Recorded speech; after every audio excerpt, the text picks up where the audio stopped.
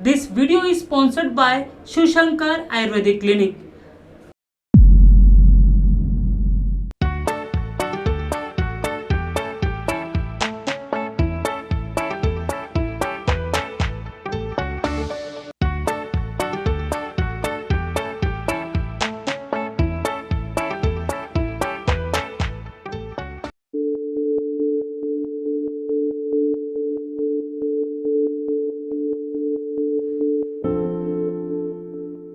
Maharashtra TV 24 के खास मुलाकात कार्यक्रम में मैं प्राची माथुर वर्मा आपका स्वागत करती हूँ।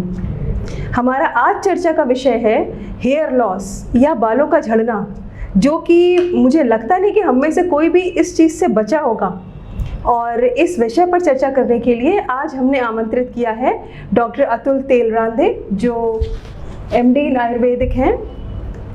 आज डॉक्टर साहब हमें इस विषय में काफ़ी चीज़ें बताएंगे। डॉक्टर साहब, मैं ये जानना चाह रही थी आपसे कि ये हेयर लॉस या हेयर फॉल आखिर चीज़ क्या है, जिसे हम बहुत ही नॉर्मल सा समझते हैं कि भाई बाल तो काटने में झड़ते ही हैं। जी, बाल जैसे कि हमें पता है अपने बाकी और अवयवों की तरह जी, या और टिश्यूज़ की तरह एक टिश्यू है बॉडी का जी, हालांकि वो एक डेड टिश्यू है जी, जो शरीर के ऊपर, स्किन के ऊपर उगता है जी, और उसके जो रूट्स होते हैं जी, वो स्किन के अंदर होते हैं, जिसे हम हेयर रूट कहते हैं। जी, ओके। अब नॉर्मली क्या होता है ना, जैसे बालों, अगर हम बालों की बात करते हैं तो कॉस्मेटिक पर्पस के लिए हम हेयर्स ऑफ द स्काल्प यानी सर के बालों की बात करते हैं। जी, नॉर्मली जब कॉम्बिंग करते हैं या रूटीन कॉज में भी बाल थोड़े बहुत झड़ते ही हैं, जी, लेकिन वापस रिग्रो हो जाता है। जी, तो उस कोर्स में क्या हो जाता है कि हेयर की जो डेंसिटी और कंसिस्टेंसी है जी, स्काल्प के ऊपर वो बनी रहती है। जी, जी, बट अगर आपके हेयर एक प्रमाण से ज़्यादा, जैसे 50 से 52 जी, जी, रोज से उससे अगर ज़्यादा झड़े और वापस रिग्रो ना हो, डेंसिटी और थिकनेस और कंसिस्टेंसी ऑफ हेयर जी, अगर कम होने लग जाए तो इसे हम हेयर लॉस कहेंगे। इसे हम पैथोलॉजिकल है, सीरियसली इसको देखा जा सकता है कॉस्मेटिक पर्पस के हिसाब से, जी, जी, जी, वो हेयर लॉस कहलाता है। ओके सर, इस हेयर लॉस को एक ही तरह का होता है कि मतलब बाल झड़े तो इसको हेयर लॉस बोलेंगे, या इसके कुछ प्रकार भी होते हैं? देखो, हेयर लॉस यानी बाल झड़ना, जिसको आयुर्वेद में खालित्य कहा गया है, और दूसरा हम उसका कॉस्मेटिक प्रॉब्लम देखें जी, तो बाल पकना, जिसे हम पालित्य कहते हैं, ओके, ओके, यानी सफेद होना, जी, ग्रेइंग और व्हाइटनिंग ऑफ जी, हेयर, जी, ये दोनों चीजें आ गई। जी, बाल कम हो जाना या बाल सफेद होना, दोनों ही बालों से निगडित समस्या है। ठीक है। अब प्रकारों के बारे में देखा जाए तो इसे बहुत सारे इसके टाइप्स दिखेंगे आपको। कई बार बाल वीक हो जाते हैं, थीन हो जाते हैं, दो मुहे हो जाते हैं, बाल झड़ना शुरू हो जाते हैं, डेंसिटी कम हो जाती है। जी, जी, तो मेल्स में जनरली जैसे एंड्रोजेनस हेयर लॉस, इसे एंड्रोजेनस हेयर लॉस कहते हैं। सो मेल पैटर्न बालनेस होता है, सामने से एक अलग प्रकार से सामने से उनके बाल झड़ना शुरू हो जाते हैं। फीमेल्स में कैसे रहता है, सेंटर में झड़ना शुरू हो जाता है। अच्छा, अच्छा, उसे सेंटर में एकदम क्रिसमस ट्री पैटर्न के हेयर लॉस उनका दिखता है, उसे फीमेल पैटर्न हेयर लॉस कहा जाता है। सर ये तो हमें पता ही नहीं था, मतलब ये तो जी, जी, बताइए सर। और इसके साथ ये होता है कि ये दो पैटर्न हो गए। इसके अलावा ऑटो इम्यून डिसऑर्डर होता है, जो अपनी इम्यूनिटी अपने ही बालों के रूट्स को खराब करती है। तब एक राउंड एलोपेशिया एरिएटा जिसको कहा जाता है जी, वो एक प्रकार से इंद्रलुप्त आयुर्वेद में कहा जाता है। अच्छा, जैसे पैचेस पड़ जाते हैं, जैसे अपना बियर्ड हुआ या फिर स्काल्प के हेयर हुए, वहाँ पे पैच पड़ जाता है। अच्छा, तो वो एक एलोपेशिया एरिएटा उसे कहा जाता है, ऑटो इम्यून डिसऑर्डर। तो इस टाइप के हेयर लॉस आपको देखने में आता है। तो मतलब ये हेयर लॉस के कारण हुए सर? नहीं, ये प्रकार हो गए, टाइप्स हो गए। जी, जी। अब कारणों की अगर हम बात करते हैं, किन कारणों से हेयर लॉस होता है, तो उसमें जेनेटिक कॉज सबसे इंपॉर्टेंट है, हेरिडिटरी। हेरिडिटरी कॉज में सबसे इंपॉर्टेंट हार्मोनल इम्बैलेंस माना जाता है डिहाइड्रो टेस्टोस्टेरोन, ये DHT नाम का एक हार्मोन है, जो मेल और फीमेल दोनों में होता है। जनरली स्किन में, स्किन रूट्स में, अपना हेयर रूट्स में ये पाया जाता है। जी, ये हार्मोन क्या करता है, अगर इस हार्मोन की एक्चुअली हेयर ग्रोथ के लिए इंपॉर्टेंट हार्मोन है वो जी, लेकिन स्काल्प के हेयर केस में अगर इस हार्मोन का प्रमाण लिमिट से ज़्यादा हो जाए तो हेयर रूट्स को वीक कर देता है और हेयर लॉस होना शुरू हो जाता है। इसका कॉज बहुत बार हेरिडिटरी होता है। जैसे अगर आपके अर्ली जनरेशंस में पापा को या फिर उनके पापा को हेयर लॉस हुआ था या हुआ है, तो वो DHT पे इम्पैक्ट आता है, जेनेटिक कॉज, जिसके कारण से हेयर लॉस होना शुरू हो जाता है। ये एक कॉज हो गया। उसके अलावा और कॉजेस भी है, जैसे कोई आदमी स्ट्रेस में जी रहा है, हाँ, टेंशन में जी रहा है, जी जी, या फिर उसको न्यूट्रिशन प्रॉपर नहीं मिल रहा है, डाइट प्रॉपर नहीं मिल रहा है, जागरण वगैरह हो रहा है, ऐसे कंडीशन में भी हेयर लॉस देखा जाता है। लेकिन बाल अगर रिग्रो हो जाते हैं तो मालूम नहीं पड़ता, लेकिन रिग्रो नहीं होते तो मालूम पड़ जाता है। इसके अलावा स्काल्प का इन्फेक्शन हुआ, या सोरियासिस जैसा डिजीज हुआ, या फिर अगर डाइट उसका स्पाइसी है, वाटर जिस डाइट में वाटर कम है, ऑयली है, स्पाइसी है, अच्छा, वाटरमेलन जैसे फ्रूट्स हो गया, या फिर जिसमें जैसे छाछ हो गया, ये वाटर ज़्यादा होने वाले डाइट से। उसके उल्टा अगर है, जैसे जिससे कॉज ऑफ हार्ट अटैक भी जो है, वो भी हेयर लॉस में वो हार्मोन DHT बढ़ाने में और हेयर रूट्स को डिस्ट्रॉय करने में बहुत ज़्यादा रोल प्ले करता है। तो डाइट भी इंपॉर्टेंट चीज़ है, जंक फूड, स्पाइसी फूड, ठीक है, ये सारी चीजें भी। पोल्यूशन भी एक चीज है, जिसके कारण जैसे कोल माइंस में अगर कोई काम कर रहा है, बहुत सारा डस्ट उसके ऊपर पड़ रहा है, अच्छा, तो भी हेयर का रूट है वो डैमेज हो सकता है, डिस्टर्ब हो सकता है। तो ऐसे न्यूमरस कॉजेस आप देख सकते हैं। कुछ मेडिकेशंस हैं, अगर कोई केमिकल मेडिकेशन यूज कर रहा है, हेयर डाइज जो हम यूज करते हैं, वो कई बार लोगों को रिएक्शन हो जाता है। कई बार फॉर द फर्स्ट टाइम अगर किसी ने हेयर डाई लगाया तो हेयर लॉस शुरू हो जाता है, या फिर उसको रिएक्शन आ जाता है। केमिकल शैम्पूज हो गए, सोप्स हो गए, अगर ज़्यादा वो उसमें कोरोसिव डिटर्जेंट्स है जी, तो that also may cause hair loss. तो सर मतलब जैसे आपने एक जो कोल माइंस बोला, आपका मतलब एक ऑक्सीजन की कमी भी, ऑक्सीजन कमी और जो डस्ट उड़ती है उसमें जो केमिकल्स पड़ते हैं, वो सारी चीज़ें डिपॉजिट हो जाते हैं हेयर के ऊपर, एंड इवेंचुअली स्किन को, रूट्स को खराब कर सकते हैं। That is also cause.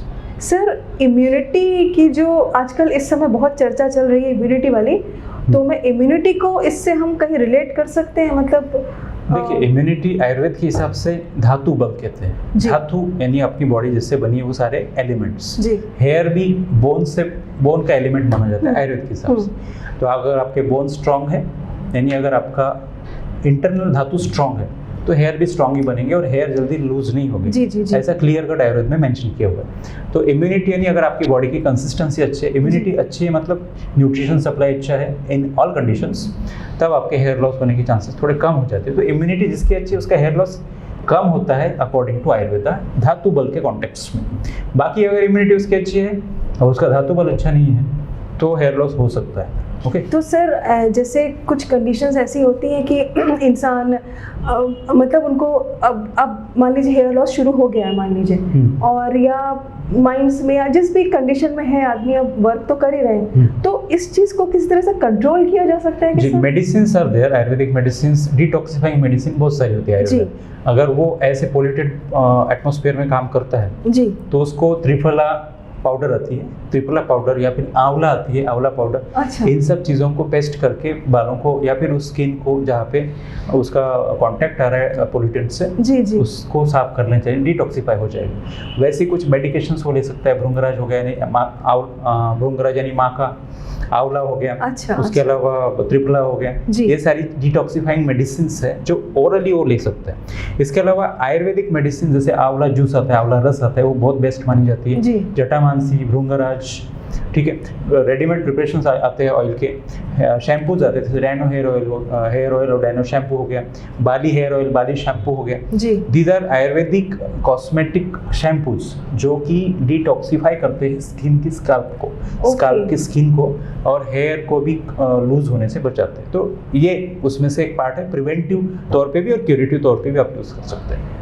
तो सर इस तरह से मतलब जो आपने ये चीज़ें बताई हैं, इसमें इनटेक भी है, खाने वाली चीज़ें भी हैं, और एक्सटर्नल एप्लीकेशन भी है। तो मतलब इसमें कोई रेडीमेड शैम्पू जैसा है, जैसे नॉर्मली क्या होता है, जैसे डॉक्टर ने बताया उस समय तक तो सब लोग करते हैं कि भाई ये खाना है, वो खाना है, और लेकिन थोड़ा सा एक ट्रीटमेंट हुआ कि भाई 1 महीने का कर लो या जो भी होता होगा, उसके बाद फिर वही रूटीन शुरू हो जाता है। तो सर ऐसा कोई शैम्पू होता है कि कम से कम कुछ प्रिवेंटिव? जी, अगर शैम्पू यूज़ करने में अभी नाम बताया, बाली का आता है जी, रिवॉन आता है, हेल्थ केयर अपना हेयर सॉल्यूशन शैम्पू। अच्छा। उसके अलावा डैनो हेयर शैम्पू आता है। जी। So there are number of shampoos, Patanjali के भी शैम्पूज आते हैं। So you can use numerous types of shampoos to avoid the hair loss. Wash करने के लिए बालों को लगाने के लिए ऑयल भी है। अच्छा। तो वो मेडिकेटेड ऑयल ही भी आप यूज सकते हैं, या सादा नारियल ऑयल भी आप यूज सकते हैं। इसके अलावा जैसे कि आप पूछ रहे कि उस हिसाब से ये शैम्पूज और ये सारी चीज़ें तो है ही है, लेकिन आपको बाकी की चीज़ों को भी ध्यान देना पड़ता है, नहीं तो external application will not work. Okay.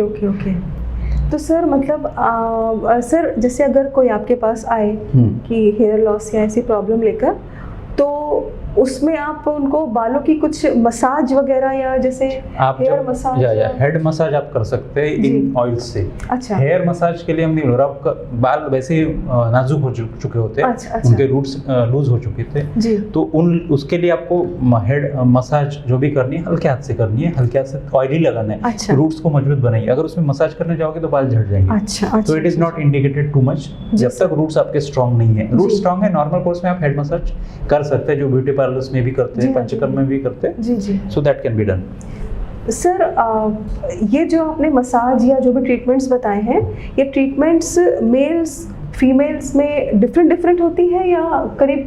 Treatment देखो, फीमेल में एक चीज़ है, उनमें थायराइड भी देखना पड़ता है। अगर थायराइड हार्मोन का इम्बैलेंस है या फिर उनका मेंसेस में प्रॉब्लम है जी, ये सारी चीज़ें, उनमें कैल्शियम की कमी है जी, तो ये एडिशनल चीज़ें फीमेल्स के बारे में देखनी होती है। ये देख के भी क्योंकि दे आर हाइपोथायराइडिज्म हाइपरथायराइडिज्म दोनों ही कॉज है हेयर लॉस के फीमेल में। डिलीवर हुई है, लैक्टेटिंग मदर है, प्रेगनेंसी हुई है, उसके बाद का जो सिनेरियो है, वर्किंग वुमेन है, स्ट्रेसफुल है, सारी चीज़ें देखनी। Women are more stressful than, उनके ऊपर स्ट्रेस ज़्यादा होता है अगर वो वर्किंग है तो एज कम्पेयर टू मेल।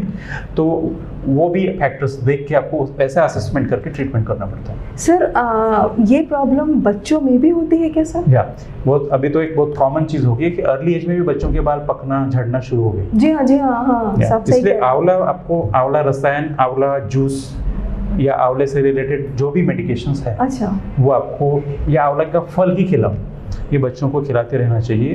क्योंकि आजकल जो हम डाइट ले रहे हैं उसमें फॉस्फेट, सल्फेट, यूरिया बहुत ज़्यादा यूज़ करते हैं हम लोग, फर्टिलाइजर्स का मिलता है हमें। जंक फूड, फास्ट फूड खाने की होड़ ज़्यादा है, उसमें प्रिजर्वेटिव्स होते हैं। नमक ज़्यादा खाओ, स्पाइसी खाओ, ऑयली खाओ, ये मैंने अभी आपको कॉस्ट में बताया। वो सारी चीज़ें हेयर लॉस के लिए कारणीभूत है। जिसकी भी बोनी इम्यूनिटी, आयुर्वेद के हिसाब से धातु बल अच्छा है तो उसके बाल बने रहेंगे। लेकिन ये सारी चीज़ें तो हम सब खा रहे हैं, सबके बाल नहीं झड़ते। जी। जिनके बाल ऑलरेडी स्ट्रांग है उनके नहीं झड़ते, लेकिन जिनके नहीं है या जिनमें ये हार्मोनल चेंजेस हो रहे हैं उनके झड़ना शुरू हो जाते हैं। इसलिए प्रिवेंशन के तौर पे आपको आंवला जैसी चीज़ें, भृंगराज जिसको माका बोलते हैं, उसकी जैसी चीज़ें या त्रिफला जैसी चीज़ें अलग अलग फॉर्म्स में इम्यूनिटी बढ़ाने के लिए बच्चों को देनी चाहिए। तो सर मतलब बच्चों को हेयर लॉस हम अगर पहले से प्रिवेंट कर लें, हम यूँ मान लेते हैं कि भाई बच्चों को पहले से अगर कुछ देना चाहिए, हम मतलब नहीं भी हेयर लॉस है तो भी बच्चों को लिए आंवला वगैरह आप कॉमन नहीं दे सकते। आंवला का मुरब्बा, आंवले का मुरब्बा दे सकते हैं जी, आंवला खुद ही दे सकते हैं। अच्छा। आंवले के चूरन आते हैं, आंवले का पाउडर आता है जी, आंवले का जूस आता है। अच्छा। उसके अलावा भृंगराज आता है, टैबलेट्स आती है, उसकी आजकल टैबलेट बनती है जी हाँ, बहुत सारे सिरप्स भी बनते हैं जिससे कि बच्चों को इजीली दिया जा सकता है। एकदम अर्ली एज के बच्चों को देने की जरूरत नहीं। बच्चा जैसे एडोलेसेंट या फिर ग्रोइंग एज में आ जाते हैं ना, या फीमेल्स जैसे पीरियड्स उनके शुरू हो जाते हैं जी, उस एज में आ जाते हैं, किशोर अवस्था में आ जाते हैं, तब से ये प्रॉब्लम शुरू हो जाती है। उससे अर्ली एज में हेयर लॉस बहुत रेयर देखा जाएगा। अगर है तो फिर उसके अलग कॉजेस होते हैं, पेडियाट्रिशियंस उनके साथ डील कर लेते हैं। सर एक हेयर लॉस के बाद जो नेक्स्ट स्टेज होती है वो है गंजापन। एक तो मेरे हिसाब से जो गंजापन है, एक तो हेरिडिटरी जो आपने बताया, तो सर जो हेरिडिटरी है तो ये तो जनरली देखा जाता है कि भाई जैसे कोई है हमारे और उनके जैसे उनके पिताजी के सिर के जो मेल्स के होते हैं, जेंट्स के पीछे के बाल नहीं है, तो उनके सारे लड़कों के बैक साइड के बाल नहीं रहते हैं, और ये वाकई देखा जाता है। और सर वो अब मुझे नहीं पता वो लोग कुछ करते होंगे, लेकिन आते तो नहीं है उनके बाल। जेनेटिक कॉज में ऐसा है कि बहुत ज़्यादा कुछ नहीं कर सकते, बट वो जेनेटिक कॉज में एक ही काम कर सकते हैं कि वो डिले कर सकते हैं कि उनका बाल झड़े या फिर उनको बाल्डनेस डेवलप हो। इस चीज़ को आप डिले कर सकते हैं। इसको डिले कर सकते हैं, यानी जितना समय तक आप अपने बाल बनाए रखें, यंग एज में स्पेशली 50-55 तक अगर उसको खींच सकते हैं तो बेटर है। बहुत ज़्यादा जेनेटिक कॉज में कुछ किया नहीं जा सकता, बट आप प्रिवेंटिव करके ये मेडिसिन ले सकते हैं, ये सारी चीज़ें कर सकते हैं, जिससे स्पैन बढ़ जाएगा और हेयर लॉस डिले हो जाएगा। तो अर्ली एज में नहीं जो भी चीज़ जेनेटिक कॉज से हो रही है उसको हम पूरी तरह से रोक नहीं सकते, डिले कर सकते हैं। डिले कर सकते हैं, राइट सर। और तो सर अगर ये डिले हमने बचपन से शुरू किया, जैसे जब पता है कि भाई जैसे होता है ना, सब लोग बताते हैं फैमिली में ऐसा है, तो अगर बचपन से शुरू किया तो अच्छा रहेगा। जैसे कि बालों की केयर करना, उसको हम बोलते हैं। अच्छा, पहले के ज़माने में आप देखते होंगे कि ऑयल लगाते थे बालों में, बालों को वॉश करते थे। जी हाँ। शिकाकाई से वॉश करते थे, डाइट अच्छा होता था, आंवला खाते थे, फ्रूट्स खाते थे, लोग हेल्दी डाइट लेते थे, स्ट्रेस कम था जी। तो वो चीज़ें थोड़ी इम्प्लीमेंट करनी पड़ेगी, बालों की केयर खास लेनी पड़ेगी। और स्पेशली वाटर, अगर वो बहुत ज़्यादा सॉल्टी वाटर वगैरह है, उस टाइप का वाटर अगर यूज़ होता है, कई बार देखिए आप कुछ एरिया में जाने के बाद हेयर लॉस शुरू हो जाता है। तो इन सारी चीज़ों को आपको ध्यान में रखना पड़ेगा। अगर चांसेस है हेयर लॉस के जेनेटिक कॉज है उसमें, तो आपको बच्चों पे या फिर अर्ली एज में हेयर की खास आपको केयर करनी पड़ेगी। स्ट्रेस इत्यादि, अभी हमने जितने कॉजेस डिस्कस किए उनको हमें अवॉइड करना पड़ेगा और उनकी हेयर ग्रोथ अच्छी रहे, इसलिए आपको मेडिसिन लेनी पड़ेगी। अगर वो गंजापन हो जाता है, अर्ली एज में गंजापन कुछ हद तक हम प्रिवेंट कर सकते हैं। कुछ मेडिकेशन कुछ लोगों में वापस हेयर रिग्रो होते हुए हमने देखा हुआ है। अच्छा। और सर जहाँ जेनेटिक कॉज नहीं है पर अगर गंजापन है तो मतलब जैसे फैमिली में नहीं पता कि कोई जेनेटिक कॉज है, ये कहा नहीं जा सकता, लेकिन गंजापन तो है, तो सर उसके लिए कुछ, अगर गंजापन एक बार हो गया है और उसके हेयर रूट अगर सही सलामत है, डैमेज नहीं हुए हैं, तो कुछ हो सकता है। ऐसी केसेस में कई बार रिजल्ट मिलते हैं, कई बार रिजल्ट नहीं मिलते। तो कोशिश करने में कोई हर्ज नहीं, ट्रीटमेंट हो सकता है, उसका देखा जा सकता है। मतलब एक ट्रायल तो लिया जा सकता है, डेफिनेटली लिया जा सकता है, लेकिन प्रिवेंशन इज ऑलवेज बेटर, कि वो प्रिवेंट करे। जिन लोगों का नहीं हुआ, जिन लोगों का हो गया, वो कोशिश कर सकते हैं। Right sir. तो ये जेनेटिक कॉजेज मेल्स में ज़्यादा होती है ना फीमेल्स से? फीमेल्स में कैसा होता है, जेनेटिक कॉज ज़्यादा रोल प्ले नहीं करता, क्योंकि इसमें 2 जीन लगते हैं। मेल्स में एक ही जीन काफ़ी होता है, वो जेनेटिक साइटोजेनेटिक्स वाली चीज़ है। तो फीमेल में फिर भी आप कुछ फीमेल में तो बाल्डनेस का जीन थोड़ा सा कम दिखता है, मेल्स में ज़्यादा दिखता है वो। तो और एंड्रोजेनस हेयर लॉस मेल में ज़्यादा पाया जाता है, कुछ फीमेल में होता है, लेकिन उनका एकदम बाल्डनेस वाली जो कंडीशन है फीमेल में थोड़ी सी कम दिखती है, बट फिर भी आपको केसेस मिलते हैं जी। सर फीमेल्स मोस्टली आप देखते हैं कि हेयर केयर ज़्यादा होती है, उसमें मतलब डेली या मतलब शैम्पू है, कंडीशनर है, जो आप रेगुलर वाला जो आता है वो लगाते हैं, और उसके अलावा हेयर केयर भी होते हैं, हेयर स्ट्रेटनिंग और बाकी ट्रीटमेंट जो एक ब्यूटी पार्लर के हिसाब से किया जाता है। तो सर उसमें आप कुछ एडवाइस देना चाहेंगे कि कुछ कई बार होता है कि कुछ चीज़ें ज़रूरी होती हैं और अब आज के दुनिया में देखा जाए तो थोड़ा बहुत करना पड़ता ही है। तो इसमें आप हमारी सहेलियों को कुछ एडवाइस करना चाहेंगे सर? वो अगर उनकी हेयर की ग्रोथ अच्छी है जी, ठीक है, हमने हेयर लॉस के जितने कॉजेज देखे वो, बाद में हेयर के लिए जो डाइट बताया वो, अगर वो अच्छे से लेते हैं तो उनको हेयर लॉस का प्रॉब्लम नहीं होगा, जो चाहे बालों के साथ कर ले। क्योंकि ब्यूटिशियंस भी जो जहाँ पे आप ये ब्यूटी पार्लर्स में कराते हैं वो भी उस बात की केयर लेती है जी, बट किसी को सूट नहीं हो रहा कोई केमिकल तो नहीं यूज़ करेंगे। तो ये सारी चीज़ें आप कर सकते हैं, लेकिन इंटरनल हेयर ग्रोथ अगर अच्छी है, इंटरनली आप ये सारी चीज़ों को मैनेज कर पाते हैं तो प्रॉब्लम नहीं होगा। तो ये सारी चीज़ें यानी factors that causes hair loss should be avoided, diet that causes hair loss should be avoided, stress and etcetera जो हमने डिस्कस किया वो हेयर लॉस के लिए अवॉइड करो, आपके हेयर अच्छे रहेंगे, लॉन्ग लाइफ अच्छे रहेंगे।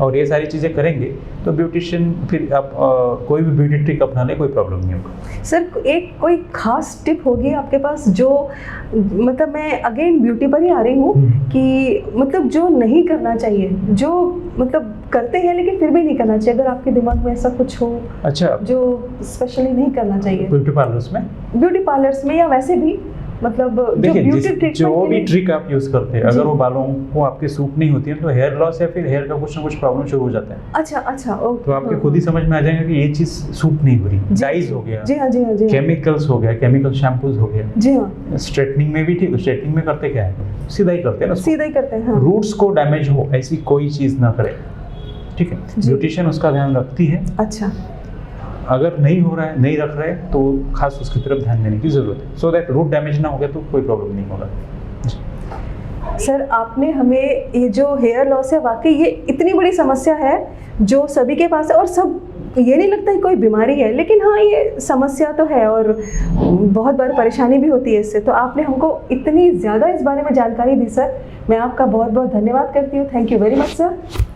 और मुझे पूरी आशा है कि आप लोगों को हमारा ये प्रोग्राम ज़रूर बहुत अच्छा लगा होगा और आपको बहुत टिप्स भी मिले होंगे इससे। आप इसको लाइक, शेयर और सब्सक्राइब करिए और हमारा प्रोग्राम देखते रहिए। नमस्कार। 77 वर्षों से आयुर्वेद की सेवा में अग्रसर शिवशंकर आयुर्वेदिक एजेंसी अनुभवी वैद्य एवं डॉक्टर द्वारा जटिल एवं जीर्ण रोगों पर विशेष आयुर्वेदिक उपचार उपलब्ध। सभी प्रतिष्ठित कंपनियों की दवाइयों तथा सभी प्रकार की काश औषधियाँ, दिव्य वनौषधि, जड़ी बूटियाँ तथा अनेक पाउडर मिलने का विश्वसनीय स्थान। हमारे यहाँ श्री बालाजी तांबे, श्री स्वागत जी तोड़कर, धनंतरी फार्मेसी, दूधपापेश्वर, बैद्यनाथ, सांडू, व्यास, पुंजा, रसशाला पुणे, डाबर, चिरायू, मधु, डायबिटीज, चूर्ण, हिना पैक, शिकाकाई मसाला, फेस पैक आदि सभी प्रतिष्ठित कंपनियों की आयुर्वेदिक दवाइयाँ उपलब्ध है। हमारा पता शिवशंकर आयुर्वेदिक, डॉक्टर मंगला केतकर हॉस्पिटल के सामने, महाजन मार्केट के पास, टेम्पल बाजार रोड, सीताबर्डी, नागपुर।